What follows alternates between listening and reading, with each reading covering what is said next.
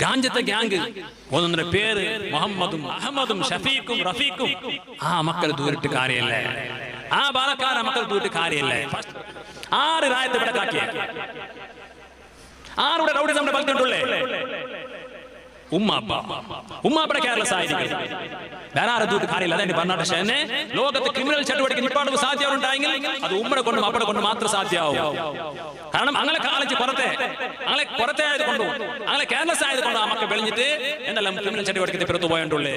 ആ മക്കൾ ദൂരിട്ട് കാര്യമല്ലേ, ആ ബാലക്കാര മക്കൾ ദൂരിട്ട് കാര്യമല്ലേ. ഫസ്റ്റ് ജയിലിൽ ആ ഉമ്മാപ്പടെ തപ്പാത് ചെല്ലത് കേരളസ് അല്ലേ.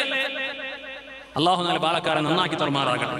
ഞാൻ ചെന്ന് വന്നേ വല്ലദീന ആമനൂ, സത്യവിശ്വാസികൾ, വത്തബഅതുഹും ദുർരിയത്തുഹും, ആ സത്യവിശ്വാസികളെ മക്ക ആ ഉമ്മാപ്പടെ ആദർശ പാലനയിൽ അതാ ജീവിച്ചപ്പോൾ അൽഹഖ്നാ ബിഹിം ദുർരിയത്തുഹും, ആ ഉമ്മാപ്പ കടക്കടതായ ആ സ്വർഗ്ഗത്തിലേക്ക് ഞങ്ങൾ അങ്ങനെ ചേർക്കണ നബിയേ. ഉമ്മാപ്പ പോകുമ്പോൾ അങ്ങോട്ടേക്ക് മക്കും അതാ സ്വർഗ്ഗത്ത് കടന്നു പോകണ്ടോ.